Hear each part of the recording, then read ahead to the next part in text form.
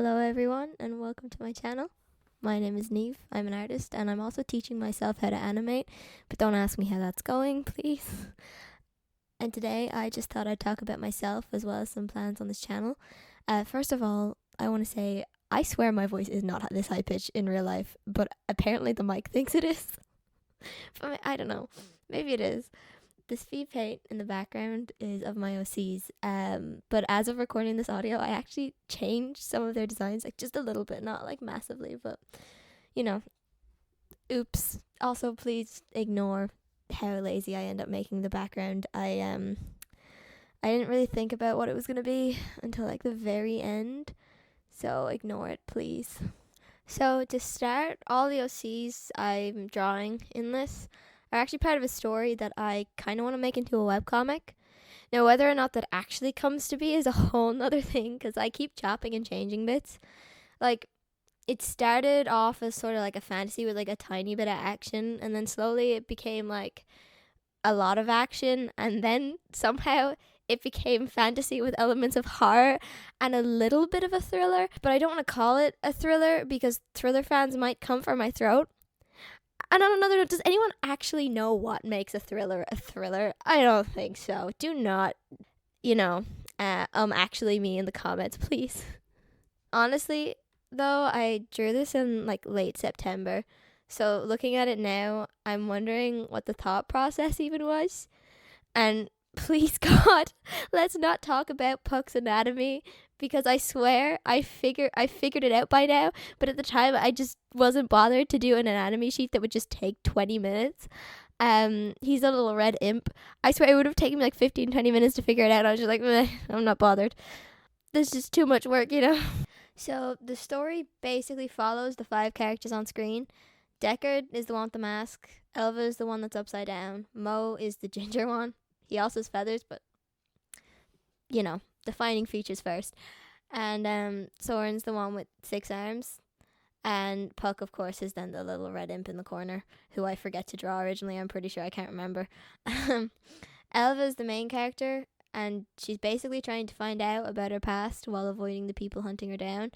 And on the way, she meets Soren, who's the son of Death, because, live, laugh, love. And he decides to go with her because, he's bored. It's pretty boring when you're on your own in a big mansion, because a lot of people wouldn't want to talk to a family who's kind of like vampires, but not really. They're actually based on, oh God, I have it in the script what it's called, but this is going to be a butchered pronunciation. Culsivora? Basically, they're these little, like, jumping spiders that they like human blood, but they're actually friendly. When they get their human blood, they usually get them from mosquitoes who've already drank it. So they don't actually bite humans. That's not true for this family, but I just wanted to make them those spiders because I thought it was cute. Anyway, it doesn't matter because Soren's a vegetarian, although he did just become a vegetarian purely to make him more approachable, and then it didn't work. So he's kind of just vegetarian for no reason. So basically, him and Elva go off, looking for clues, as you do. They're not very good at it, but eventually they get word about a man called Deckard, who can apparently find anything you're looking for. He's your guy, He's wanted in a lot of richer areas because he's a bit of a con man, but he's loved in a lot of poor areas because if you ask him to do a job, his prices are cheap. And most people will know him from the pubs he frequents at and such. Obviously, his prices are cheap because he cons people out of their money in other places, but we won't talk about that, When they eventually find Deckard, he's with Mo, and Mo's basically a runaway prince who technically did not run away because he told his dad he was leaving, and his dad was like, okay, just come back on your birthday. But the media was like, oh God, he ran away. So, and also his dad's keeping up the whole he ran away in front of his relatives so that he doesn't get in trouble. But, Deckard seems to know a bit about Elva. He's not letting on much, he's keeping it secret. And Soren has still yet to realize that Mo's a prince. He's a little bit slow, guys, okay? But also there is a genuine reason why he hasn't realized that Mo is a prince yet. And probably get into that in this video. I might not. I don't know how long this video is going to be. We'll see. But yeah, I swear there's an actual reason and he's not just that slow. So about Elva, she's currently hearing this voice after she got out of the facility she was volunteering in. That said voice also has a physical form, but it's currently too weak to stay in it for long. But when it's in its physical form, both Mo and Soren can see it, and Deckard and Puck are unable to see it at all. So, there is a reason for it, but that's spoilers for this thing that might not even happen. So why would I say it in an interview? So you can't get that out of me. Elva doesn't have much to go on other than sort of vague images of a girl she knew when she was younger. So she gets Soren to draw that girl, and when they meet Deckard, they ask him about that girl, and he responds by saying that the girl is dead and refuses to elaborate, which is a bit suspicious, man. Come on, let's be honest here. So basically, Elva does like him when she first meets him. Like, he is a cool guy, she guesses, but he's very suspicious, and she kind of catches on to it immediately. She's kind of good at catching on to suspicious activity. That's sort of her thing. But she's a bit tone deaf to other things sometimes, because if you've been in a research facility for years only listening to scientists and stuff, it's kind of hard to get back into the swing of the party life, if you will. When she meets Mo, she's trying not to talk to him that much, because you don't really want to piss off a prince that eats people. That was a bit random to just mention there, but basically, yeah, Mo's family is not the same species as regular people, and his species eats people, and he does eat people. Okay? It's not cannibalism. They're separate species, okay? But eventually, they become better friends, and that's not really much of a spoiler because Mo is laid back as hell. And he's not going to eat someone he knows. That's rude. And, well, with Soren, then obviously they become friends, basically like that. It's not that hard for them to become friends. They're both kind of a little bit socially awkward, so this is harder than I thought. I'm trying to talk about Elva without mentioning her backstory, because that would be ruin the whole point. She has a bunch of sigils on her body from the experiment that she volunteered for, hence the bandages, to hide these sigils, because a lot of people and places detest magic. It's sort of a whole thing. And with that, I think I'll move on to Soren. So Soren, as I mentioned, is the son of Death. His mom is Death, and his dad is just Ken. He's very into art and photography, and he's kind of a bit of a loner, for the reasons I've previously mentioned. He wants to become a healer, but he's not overly good at it. His medical knowledge is good. If, he has to, put a splint on someone or something, that's fine. But it's the magic side of healing that he's struggling with, because he wasn't exactly made to heal, And the reason why it takes him ages to realize that Mo is a prince is because he actually sees through the spirit realm. I'm probably not going to end up calling it that, but that's all I got for now.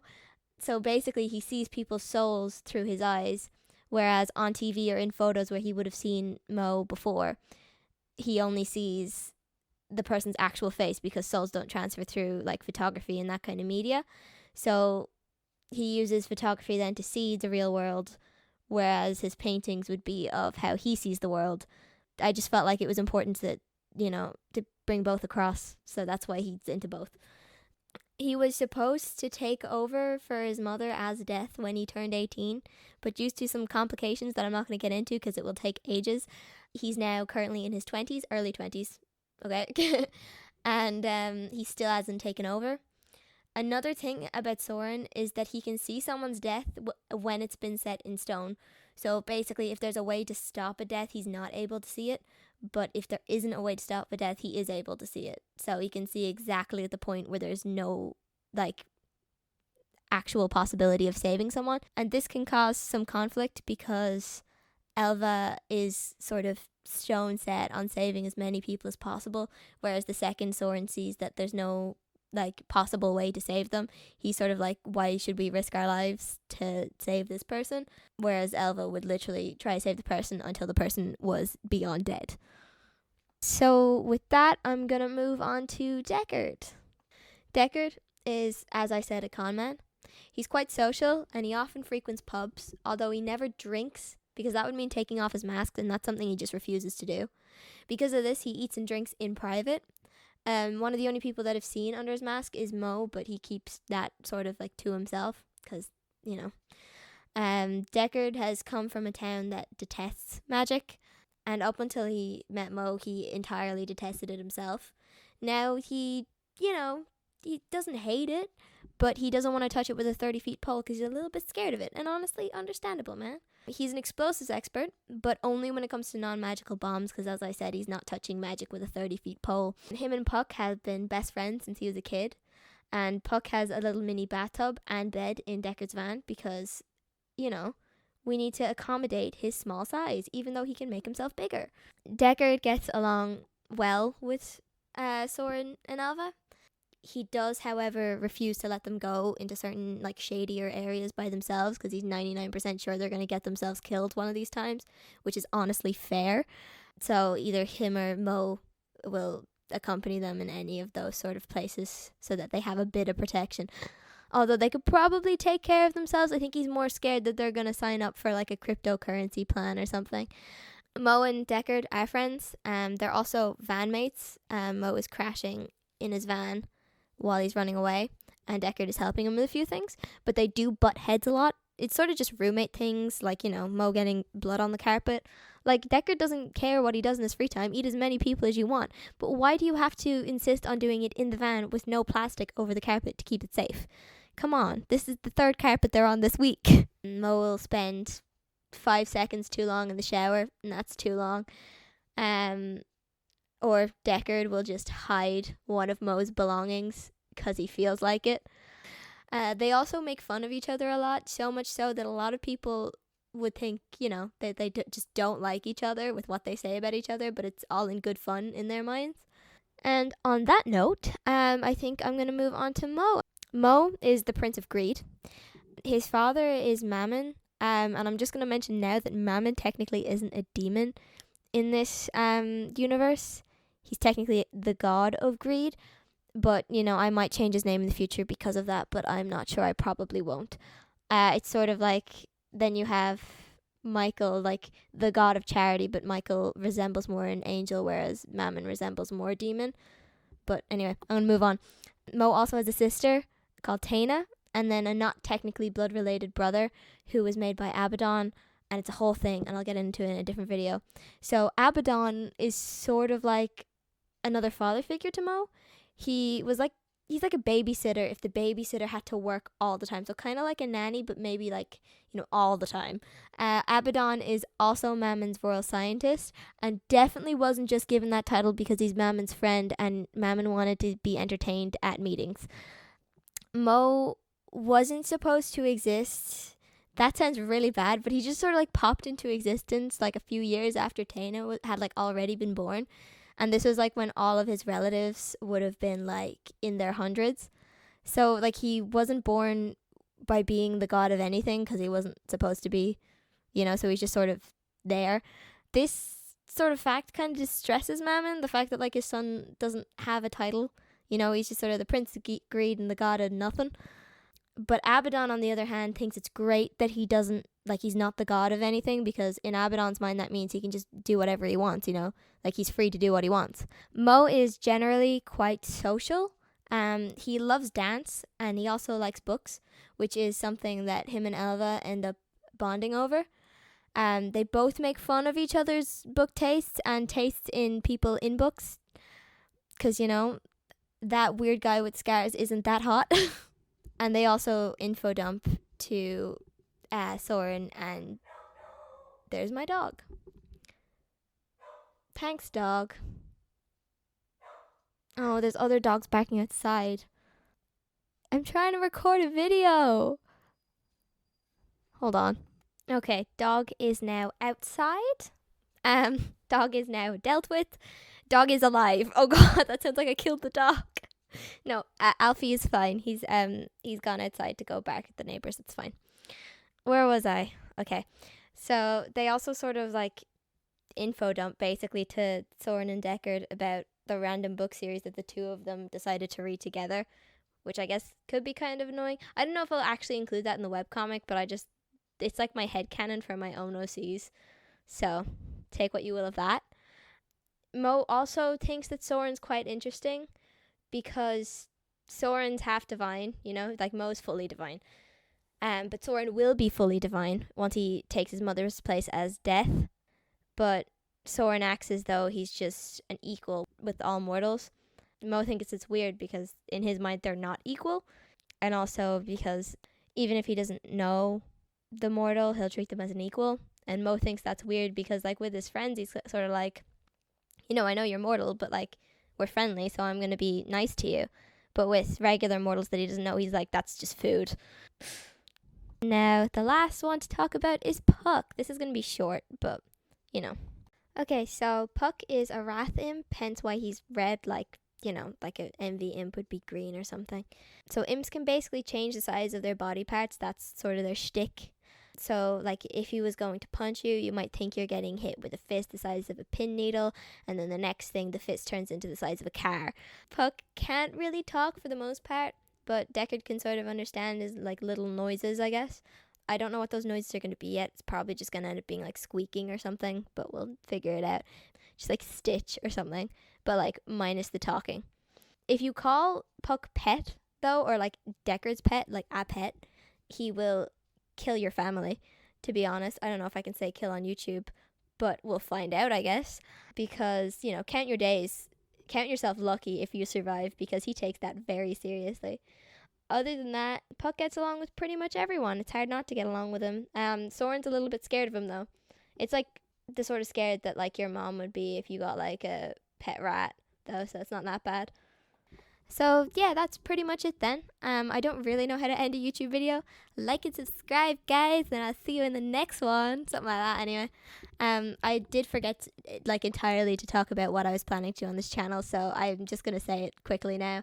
I think I'm just going to do sort of this sort of video, but, like, with actual topics, and then maybe, like, a few animatics or something here and there if I find the time. And, yeah, updates on the webcomic if it ever comes out, but it probably won't. But yeah, I think that's it. I don't want to cover drama is my one thing, because, like, as much as I love watching drama videos and, like, talking about it, I feel like I couldn't talk about it and not be insensitive, so I'm not going to do that. What I wouldn't mind doing, though, is, so fun fact, I crochet. So if you want me to cover, like, old people drama to do with crochet or something, I would love to do that, because the amount there is absolutely insane. Like, I use Ravelry for a lot of my patterns, and if you go into, like, the posts and all on that, the amount of drama you can find is mad. So yeah, I don't mind doing harmless drama, but actual drama, I'm not doing that. So yeah, I'll see you in the next one, hopefully. Thank you for watching. Also, by the way, recording this is actually really scary, because all of a sudden, like, I'm listening back to my voice and it sounds so high-pitched. I swear to God, my voice is not this high-pitched. And if it is, I'm going to cry.